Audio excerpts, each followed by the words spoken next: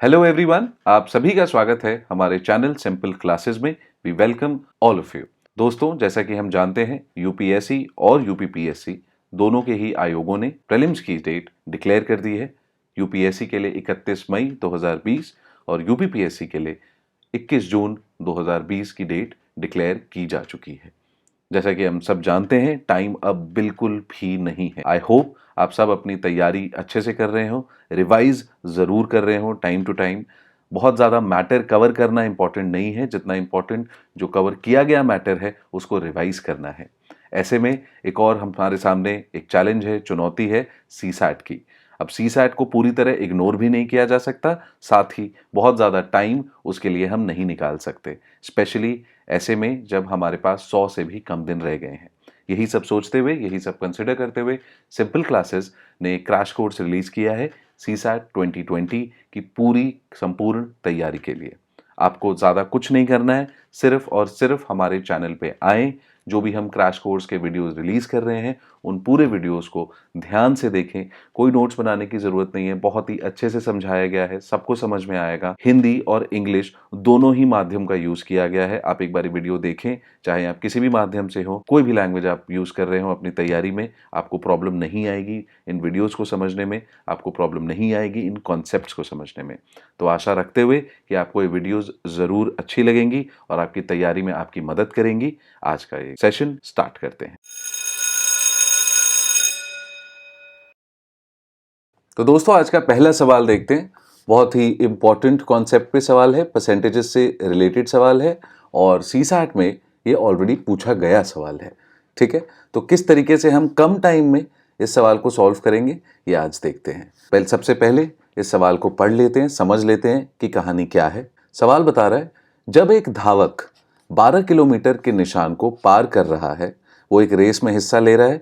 12 kilometre का जो निशान है, माइलस्टोन है, उसको जब वो पार करता है तो उसे सूचित किया गया है कि उसने केवल 80% दौड़ पूरी की है। मतलब कि 12 किलोमीटर के निशान तक आने पे उसने 80 किलोमीटर दौड़ पूरी कर ली है। इस इवेंट में धावक को कितने किलोमीटर दौड़ना था आखिर? तो हमें बेसिकली ये बताया गया है कि एक रेस चल रही है, उसमें 12 किलोमीटर धावक ने पूरे कर लिए हैं और तब उसे बताया जाता है कि 80% रेस ही पूरी हुई है अभी तक। अब हमें बताना है इस क्वेश्चन के जवाब में कि ये पूरी दौड़ जो थी वो आखिर कितने किलोमीटर की थी। अगर सवाल अभी भी आपको समझ में नहीं आया है तो इस वीडियो को यहीं पे रोककर आप एक बारी फिर से ये सवाल पढ़ लें, ताकि आपको पूरी तरीके से इसका जो सोल्यूशन है, इसका जो आंसर है, कैसे हमें स्मार्ट तरीके से इसको सॉल्व करना है, वो आपको पूरी तरीके से समझ में आ जाए। ठीक है, तो हमें सवाल में दिया क्या हुआ है, ये पूरी कहानी है जो आपके सामने मैंने यहाँ पे बना के रखी है। ए से लेके बी तक मान लेते हैं पूरी दौड़ है। धावक यहाँ से शुरू करता है, रास्ते में कई जगह चिन्ह लगाए गए हैं। 12 किलोमीटर का जो चिन्ह है वहां पे उसे बताया जाता है कि उसने 80% जो है पूरी दौड़ का पूरा कर लिया है। अभी भी जो 20% है वो इसका मतलब बाकी है। तो हमें निकालना क्या है? हमें निकालनी है कुल लंबाई किसकी? दौड़ की। यानी कि जो भी रेस हो रही है उसकी टोटल लेंथ कितनी है, ये हमें पता लगाना है। तो अब ये परसेंटेज का सवाल है। ठीक है, अब बिना किसी इक्वेशन के, बिना किसी अजम्पशन के इसको कैसे सॉल्व करें, कुछ भी मानने की ज़रूरत नहीं है।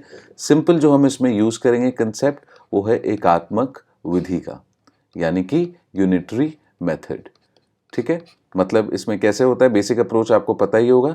एक के लिए हमें जो भी डेटा दिया हुआ है उसकी वैल्यू निकालनी होती है और उसके बाद हम उसको मल्टीप्लाई कर देते हैं जितनी की भी निकालनी है। तो अब देखो, इस सवाल में हम एकात्मक विधि का इस्तेमाल करते हुए कैसे जल्दी से आंसर तक पहुंचेंगे। तो सबसे पहले हमें क्या दिया हुआ है, 80% रेस पूरी हो गई है। 80% जो रेस है वो पूरी हो गई है और 80% का मतलब किलोमीटर में कितना है? 12 किलोमीटर। क्यों? क्योंकि इसी पॉइंट पे हमें पता चलता है कि हमारी 80% रेस पूरी हुई है जब हम 12 किलोमीटर का चिन्ह क्रॉस करने वाले हैं या हमने कर लिया है। क्लियर है? तो अब 80% 12 किलोमीटर है, तो 1% कितना होगा? 12/80। ठीक है, अभी 80% किसका है? रेस का है, जो दौड़ हो रही है उसका है। ये भी 1% किसका है? जो दौड़ हो रही है उसका है। ठीक है, कंफ्यूज नहीं होना है। तो दौड़ का 80% 12 किलोमीटर के बराबर है, तो दौड़ का 1% 12/80 किलोमीटर के बराबर होगा। क्लियर है यहाँ तक? तो इसी तरीके से दौड़ का 100% यानी कि पूरी की पूरी दौड़ कितनी बराबर होगी? 12/80 इंटू 100। सिंपल, यही आपको सॉल्व करना है, इसको सिंप्लीफाई करना है, आपको आंसर निकल के आ जाएगा। तो 12/80 इंटू 100, इसको सिंप्लीफाई करते हैं जल्दी जल्दी। 0 से 0 कैंसिल, या आप 4 से डिवाइड कर सकते हैं। 4 2 जा 8, 4 3 जा 12 और 2 से 10 गया 5। तो 3 में 5 का गुणा करेंगे तो 15, यानी कि टोटल रेस जो है वो 15 किलोमीटर लंबी है। यही इस सवाल का आंसर हो जाएगा। ठीक है दोस्तों, समझ में आ रही है पूरी कहानी? जो सबसे जरूरी चीज है कि आप क्वेश्चन क्या कह रहा है, क्या क्या दिया हुआ है, वो आप समझ लो। अब एग्जाम में जाहिर सी बात है इतना टाइम नहीं होगा आपके पास कि आप ये पूरा इसको ड्रॉ करें, डायग्राम बनाएं। ये सारी चीजें आपको मेंटली करनी है दिमाग में। आप जैसे जैसे प्रैक्टिस करते जाएंगे, ये मेंटली सॉल्व करने की, इमेजिन करने की जो स्पीड है वो भी आपकी बढ़ती चली जाएगी। ऑलराइट, तो यहाँ पे हमें बताया गया था ए और बी के बीच में जो डिस्टेंस है उसी में रेस हो रही है, एक दौड़ चल रही है। ये आदमी भागता है, 12 किलोमीटर तक पहुंचता है, तब तक उसका 80% रेस पूरा हो गया है। तो हमें बताना था आखिर टोटल रेस, टोटल दौड़ कितनी लंबी है। तो जिस तरीके से हमने किया, एकात्मक विधि लगा के हमने 80% 12 किलोमीटर के बराबर लेके चले, तो 1% जो दौड़ का होगा वो 12/80 होगा। तो 100% हम कैलकुलेट करके यहाँ पे निकाल सकते हैं। दोस्तों, आई होप आपको समझ में आया होगा। परसेंटेजेस के कई सवाल इस तरीके से आप सिर्फ रेशियोज में डील करके निकाल कर सकते हैं, सॉल्व कर सकते हैं। आपको इक्वेशंस बनाने की, चीज़ों को मान के चलने की, मान लो इतनी लंबी रेस है, उसके बाद एक इक्वेशन उसका लंबा चौड़ा तैयार होगा, फिर इसको कैलकुलेट करोगे। इन सब चीज़ों में टाइम बहुत ज़्यादा लगता है और टाइम सबसे ज़्यादा इंपॉर्टेंट है। अगर हमने एक सवाल भी जल्दी कर लिया 5-10 सेकेंड के अंदर अंदर, तो उसका फ़ायदा हमें दूसरे सवालों में ज़रूर मिलेगा। ऑलराइट, तो चलिए अब अगला सवाल देखते हैं। तो अगला सवाल भी परसेंटेज के ऊपर है। परसेंटेज एक बहुत ही इंपॉर्टेंट टॉपिक है। क्यों? क्योंकि परसेंटेज का जो कॉन्सेप्ट है उसको बहुत सारे अलग अलग कॉन्सेप्ट्स के साथ मिला के पूछा जाता है, जैसे कि प्रॉफिट एंड लॉस हो गया, रेशियो एंड प्रोपोर्शन हो गया। इन तमाम टॉपिक्स के साथ आपको परसेंटेज का कंसेप्ट जोड़ के सवाल पूछे जाते हैं। ये भी जो सवाल हम डिस्कस करने जा रहे हैं, ये सीसैट में आया हुआ पूछा हुआ सवाल है। अच्छा दोस्तों, ये सवाल शुरू करने से पहले मैं आपको एक राय देना चाहूँगा। जो भी हम सवाल डिस्कस करें, उसका सॉल्यूशन देखने के पहले एक बारी आप इसको ज़रूर खुद से प्रयास करें, कोशिश करें सॉल्व करने की। ठीक है, उसके बाद आप इसका सॉल्यूशन देखें। इस तरीके से आपको जो कंसेप्ट हैं, जो सॉल्यूशंस हैं, वो अच्छे से याद रहेंगे। ठीक है, तो सबसे पहले आइए ये सवाल को पढ़ते हैं और समझते हैं क्या क्या दिया हुआ है। तो चोमू नाम का एक लड़का है, ज़्यादा गणित की उसको नॉलेज है नहीं। उसके पास 9,000 रुपये हैं और वो एक मोबाइल हैंडसेट खरीदना चाहता है। ठीक है, अब लेकिन उसको पता चलता है कि उसके पास हैंडसेट खरीदने के लिए जो आवश्यक राशि है वो नहीं है। उसके पास कितना है?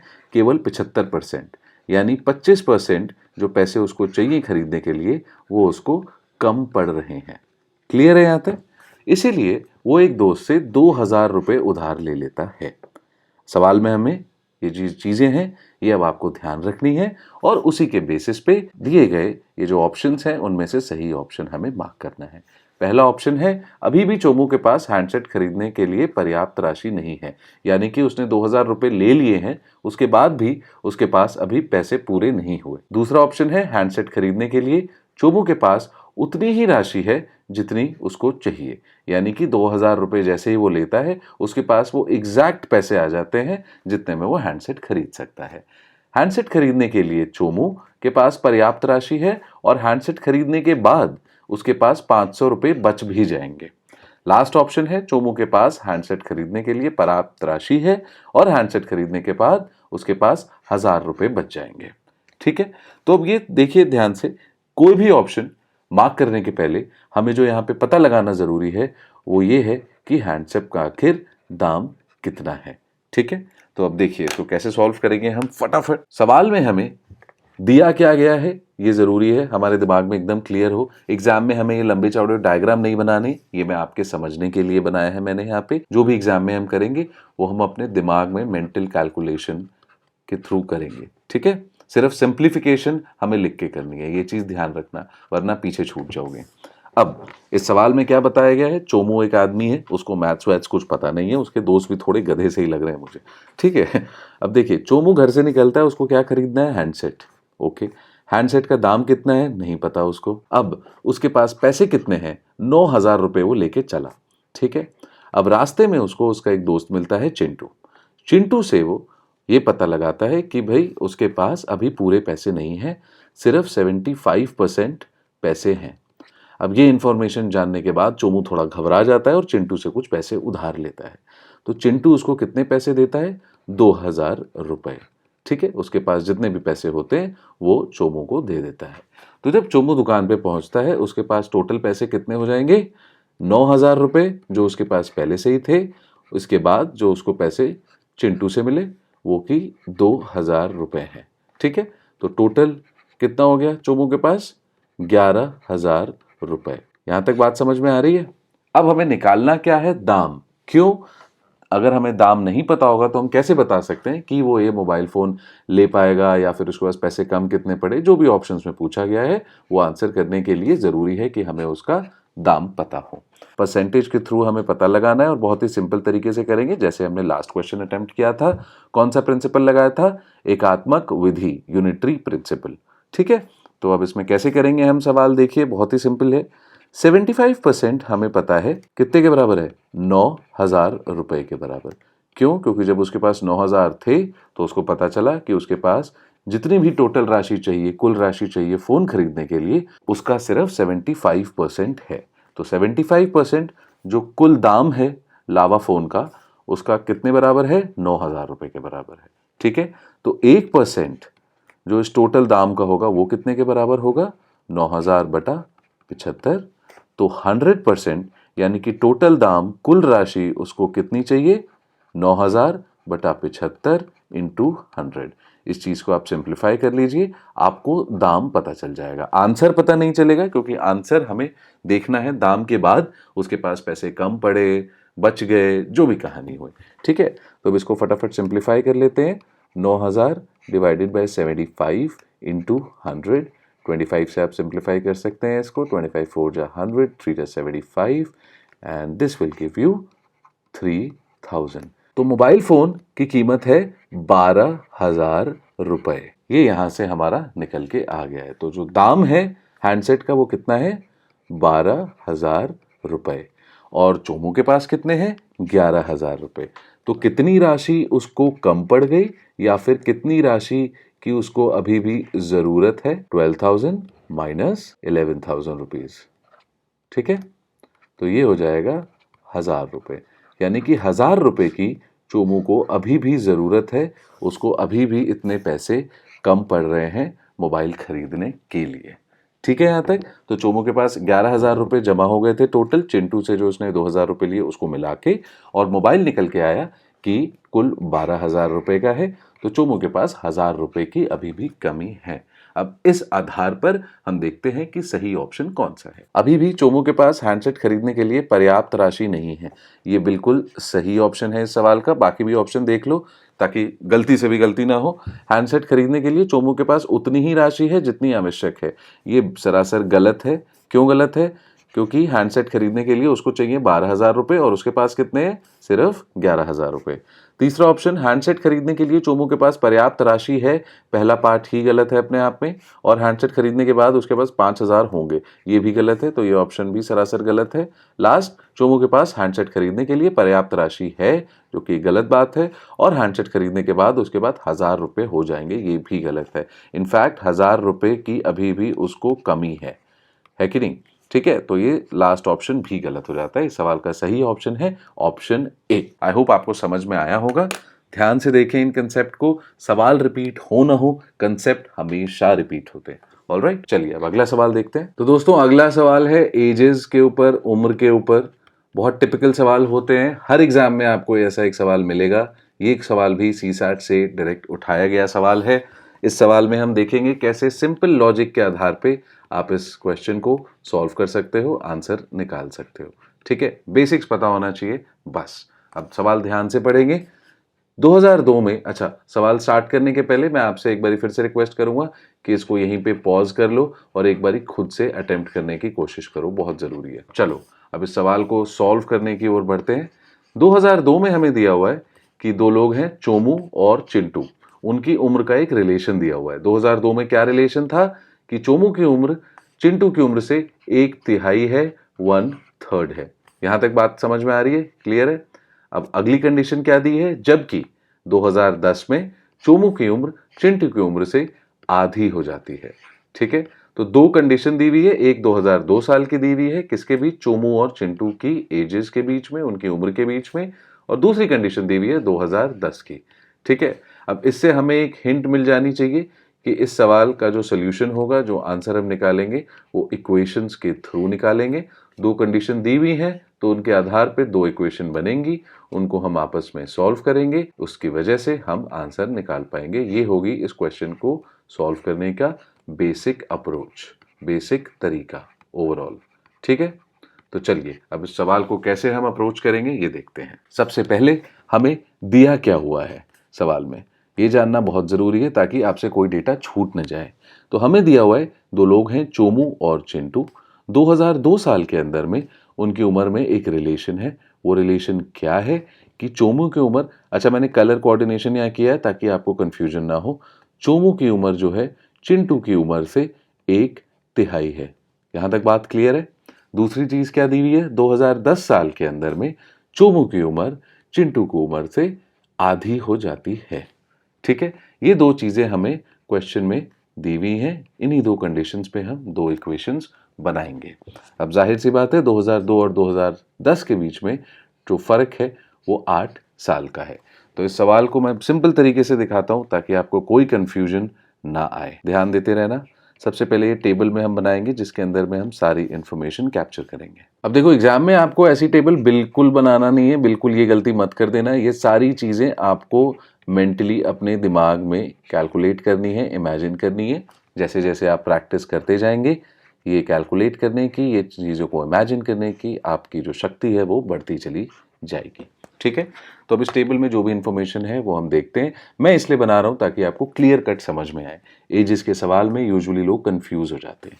ठीक है, अब 2002 में क्या दिया हुआ है कि चोमू की एज चिंटू की एज से 1/3 है, ये बात हमें समझ में आ रही है, और 2010 में आधी हो जाती है।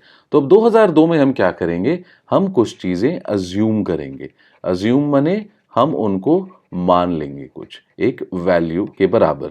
तो चोमू की एज 2002 में हम मान लेंगे कि वो x है। तो चोमू की एज 2002 साल में कितनी है, x ईयर्स। ठीक है, तो चिंटू की एज क्या हो जाएगी इस दी हुई कंडीशन के हिसाब से, इसकी 3 गुनी, क्योंकि चोमू की एज चिंटू की एज से 1/3 है।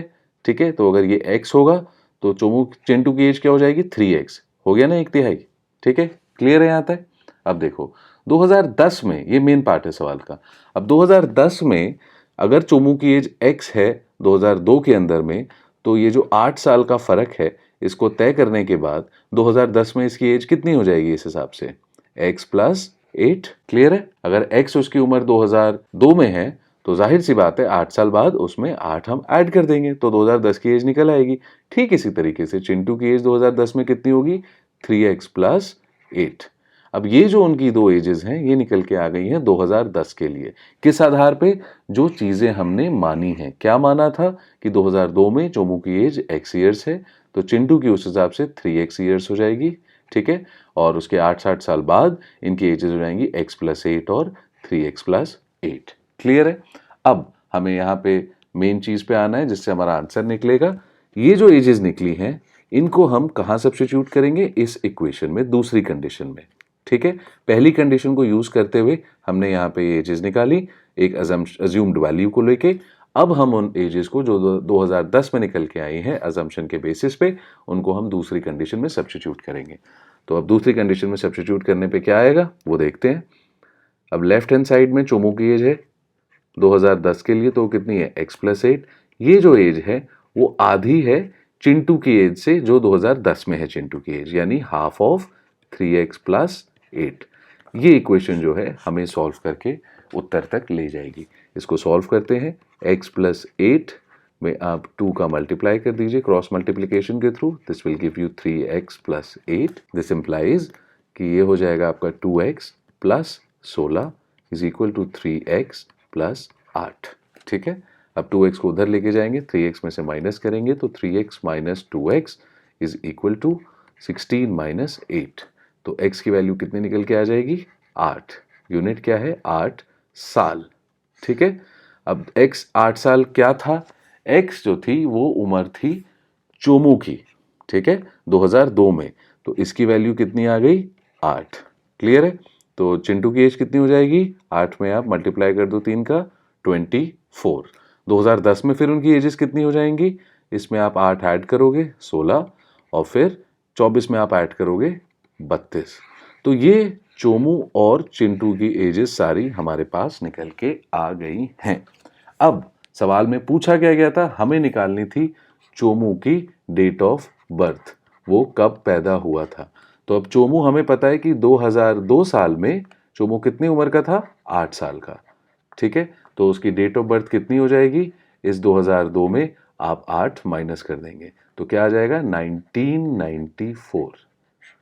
ठीक है, तो इसका मतलब चोमू का जन्म 1994 में हुआ था। यही इस सवाल का सही उत्तर है।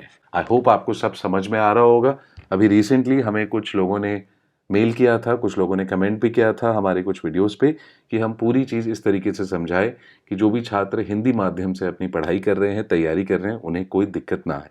यही कारण है कि जो भी हम अब सवाल लिख रहे हैं आपको डिस्कस करने के लिए, वो हम Hindi as well as English दोनों ही लैंग्वेजेस में लिख रहे हैं।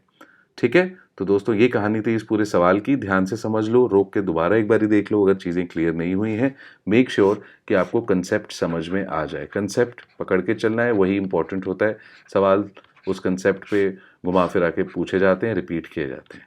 ठीक है, चलो अब अगला सवाल देखते हैं। तो दोस्तों अगला सवाल देखते हैं, बहुत ही इंपॉर्टेंट सवाल है। इस तरीके के सवाल सीसैट में आपको देखने को हमेशा मिलेंगे, चाहे कोई सा भी एग्जाम हो, स्टेट पीएससी हो, यूपीएससी हो या फिर इवन एसएससी, बैंक पीओ जैसे एग्जाम्स में भी इस तरीके के क्वेश्चंस आपको हमेशा मिलेंगे। तो ध्यान से देखो, सवाल पढ़ते हैं, समझते हैं क्या कहानी है, फिर उसको सॉल्व करते हैं। अब चोमू और गोलू, ठीक है, दो दोस्त हैं। अब ये मिलके मस्ती कर रहे हैं। अभी क्या करना है इनको? इनको खेलना है बॉल और रैकेट के साथ।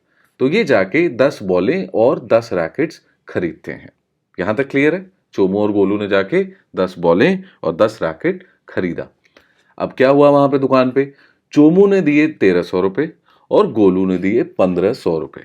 ठीक है, चोमू थोड़ी सी चालाकी कर गया यहाँ पे। खैर वो जरूरी नहीं है कितना चालाक है चोमू यहाँ पे।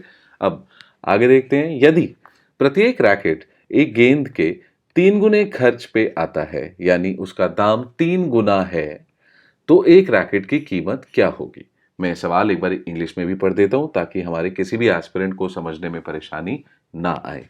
Chomu and Golu together bought 10 balls and 10 rackets.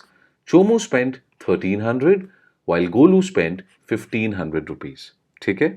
If each racket costs 3 times a ball does, then what is the price of a racket?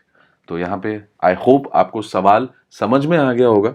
ठीक है, नहीं आया है तो अभी मैं आपको समझाता हूँ पूरी कहानी क्या है। अब देखिए यहाँ पे क्या चल रहा है। चोमू और गोलू दो दोस्त हैं, एक स्पोर्ट्स शॉप पे जाते हैं कुछ चीजें खरीदने। क्या खरीदने? रैकेट्स और बॉल्स। कितनी रैकेट्स और कितनी बॉल्स? 10 रैकेट्स और 10 बॉल्स। ये चीजें वो इस स्पोर्ट्स शॉप से खरीदते हैं। आर यानी कि रैकेट और बॉल्स यानी कि बी से डिनोट कर रहे हैं बॉल्स को। ऑलराइट, चोमू कितने पैसे देता है? 1300 रुपए। और गोलू कितने पैसे देता है? 1500 रुपए। यानी कि मिला के वो कितना खर्च कर रहे हैं इन 10 रैकेट और बॉल्स पे? 2800 रुपए। ये उन्होंने टोटल खर्च किया। ठीक है, तो अब एक काम करते हैं, यहां पे हम सपोज करते हैं, मान लेते हैं कि एक रैकेट जो है उसका प्राइस है ₹R। ठीक है, और एक बॉल जो है उसका प्राइस है ₹B। ठीक है, ये चीज हमने यहां पे मान ली है। अब इसी के आधार पर हम इक्वेशंस बनाएंगे और हमें आंसर क्या निकालना है वो जरूरी है, ध्यान में रखना है। हमें निकालना है रैकेट का क्या प्राइस है। ठीक है, उसका दाम कितना है। ठीक है, यानी बेसिकली हमें आर की वैल्यू निकालनी है। तो अब जब इक्वेशन सॉल्व करेंगे तो आर और बी दोनों की इक्वेशन से हमें आंसर्स मिल जाएंगे, उनकी वैल्यूज हम निकाल पाएंगे। तो अब देखो 10R प्लस 10B यानी 10 रैकेट और 10 बॉल ये लोग लेके आए थे और मिला के इन्होंने दिए थे 2800 रुपए। तो 10R प्लस 10B क्या हम इसको लिख सकते हैं 2800 के बराबर होगा।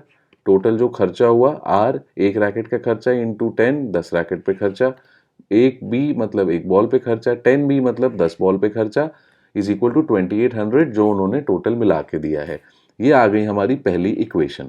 दो वेरिएबल हैं आर और बी, तो हमें दो इक्वेशन चाहिए होगी। अब क्वेश्चन में ये भी दिया हुआ है कि एक रैकेट की कीमत 3 बॉल के बराबर है, यानी कि are is equal to 3B। ये जो है हमारी सेकेंड इक्वेशन है। इन दोनों को हम आपस में सॉल्व करेंगे।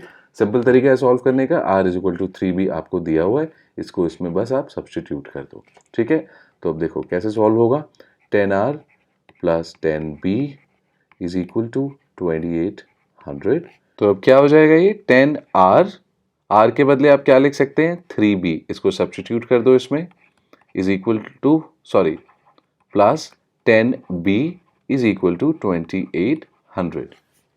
यहाँ तक क्लियर है आप लोगों को। अब आगे क्या होगा ये 10 3 30B plus 10B 40B is equal to 2800। इसका मतलब B यानी एक बॉल का प्राइस कितना निकल के आएगा 2800 बटा 40, ये आपको देगा 70। इसका मतलब एक बॉल की कीमत है ₹70। ये क्लियर है। ये आपका एक पार्ट निकल के आ गया है आंसर का कि एक बॉल की कीमत जो है वो ₹B जो हमने मानी थी, दिस इज बेसिकली ₹70। यहाँ तक क्लियर है। अब हम निकालना क्या है रैकेट का प्राइस, तो इसी वैल्यू को B की आप वापस से इक्वेशन के अंदर में डाल दो। आप इसके अंदर में भी डाल सकते हो, आप इसके अंदर में भी डाल सकते हो। ये छोटी इक्वेशन है तो प्रेफर करो कि कम कैलकुलेट करना पड़े, एग्जाम में वक्त बचाना है। तो इक्वेशन है R is equal to 3B, तो R is equal to 3 into B की वैल्यू 70 निकल के आई है, इसका मतलब 210, यानी एक रैकेट का जो प्राइस है वो है 210। हमने माना था एक रैकेट का प्राइस ₹R, तो R इज बेसिकली 210। तो इस सवाल का सही उत्तर है 210। This is the answer. तो आपने देखा बहुत ही सिंपल तरीके से हमने सॉल्व किया है इक्वेशन को यूज करते हुए। दो इक्वेशंस दी हुई थी क्वेश्चन में, उसको आपको सिंप्लीफाई करना है। ठीक है, अब किसने कितने पैसे दिए थे, देखो ये जो इन्फॉर्मेशन यहाँ पे है ये कंप्लीटली इररेलेवेंट है। ठीक है, इसकी आपको कोई ज़रूरत नहीं है एज सच क्वेश्चन सॉल्व करने की वजह से। अगर आपको सीधा दे देते टोटल खर्चा कितना है तो भी आप इस क्वेश्चन को सॉल्व कर सकते थे। तो इसी तरीके से क्वेश्चन को घुमाने फिराने के लिए, थोड़ा सा कंफ्यूज करने के लिए, थोड़ा सा डिफिकल्ट बनाने के लिए भाषाओं का प्रयोग किया जाता है। ठीक है, तो आई होप आपको इस समझ में आया हो। अब चलो अगला सवाल देखते हैं। तो दोस्तों आज के वीडियो का लास्ट क्वेश्चन देखते हैं। बहुत ही अच्छा सवाल है ये, बहुत अच्छी ड्राफ्टिंग की गई है। इसमें जो भाषा का प्रयोग किया गया है उससे काफ़ी ज़्यादा कन्फ्यूजन पैदा होता है दिमाग में। ठीक है, तो इसको ध्यान से समझो। सीसैट में आया हुआ सवाल है, इस तरह के और सवाल देखने को मिलेंगे आपको। तो चलिए क्वेश्चन समझते हैं। एक सम्मेलन में, एक कॉन्फ्रेंस के अंदर में 100 प्रतिभागी हिस्सा लेते हैं। ठीक है, जिसमें से 70 लोग भारतीय हैं। यदि कुल प्रतिभागियों में से 60 शाकाहारी हैं तो निम्नलिखित में से कौन सा कथन सही है। तो हमें क्या क्या दिया हुआ है, कॉन्फ्रेंस के अंदर में 100 लोग आए। ठीक है, उसमें से 7 जो हैं वो इंडियन हैं, भारतीय हैं। उनमें से 100 के 100 में से 60 शाकाहारी हैं। तो हमें बताना है कि इन दोनों में से कौन सा स्टेटमेंट सही है।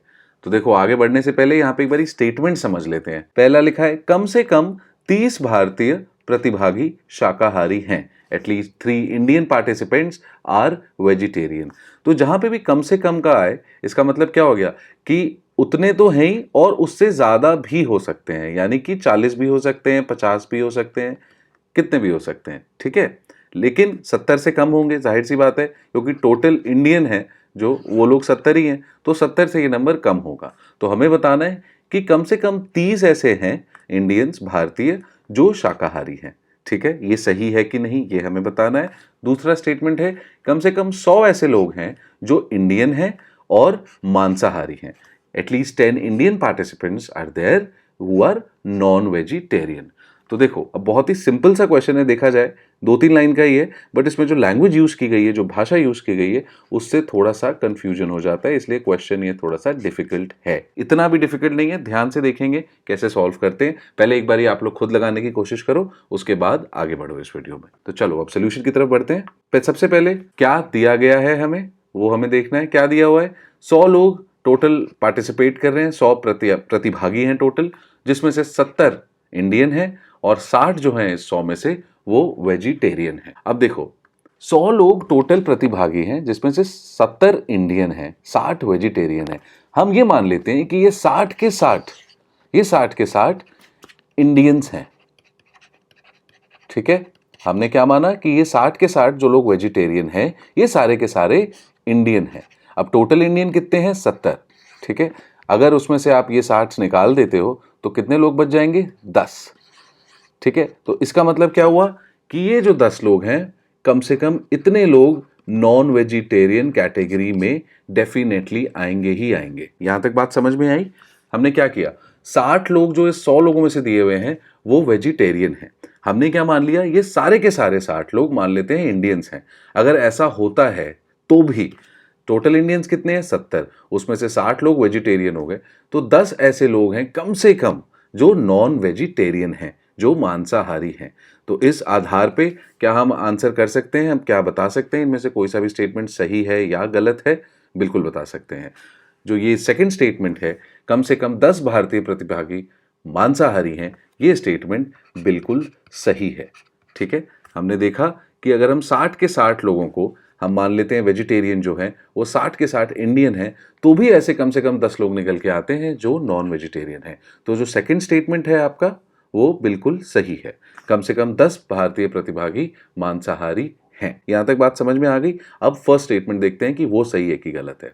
अब देखो, अब 70 इंडियन टोटल हैं, 60 हमने मान लिया वेजिटेरियन है जो सवाल में दिया हुआ है। अब 60 अगर 100 में से वेजिटेरियन है तो नॉन वेजिटेरियन कितने हो जाएंगे, मांसाहारी कितने लोग हो जाएंगे इसमें से? 40। 100 टोटल लोग हैं, 60 हमें दिया हुआ है वेजिटेरियन है, तो कितने बचे? 40 लोग बचे। वो 40 लोग नॉन वेजिटेरियन हो जाते हैं। क्लियर है?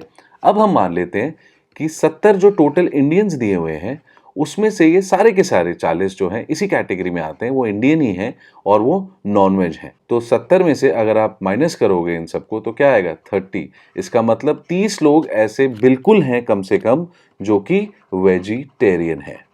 बात समझ में आ रही है? मैं एक बार फिर से रिपीट करता हूं, थोड़ा सा पेचीदा है सवाल, मुश्किल नहीं है समझना, ध्यान से समझो। टोटल कितने लोग थे? 100 में से कितने वेजिटेरियन हमें पता है? 60 हैं। तो कितने नॉन वेजिटेरियन होंगे 100 में से? 40। अब लेके चलते हैं कि ये 40 के 40 लोग इंडियन हैं।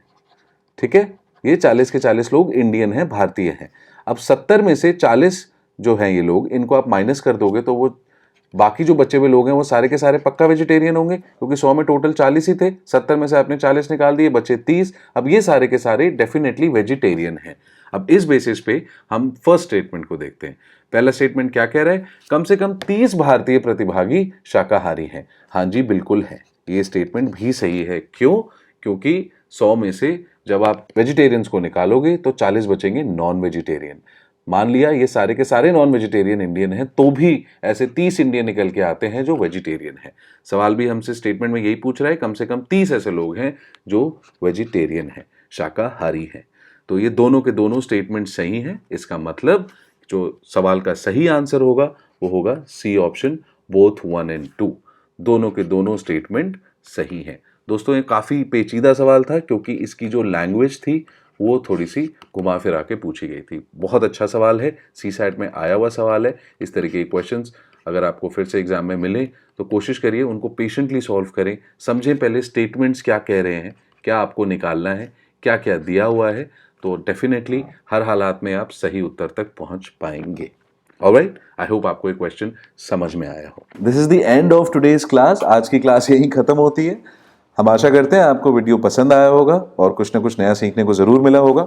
अगर आपको वीडियो अच्छा लगता है तो प्लीज़ लाइक करें, हमें सब्सक्राइब करें।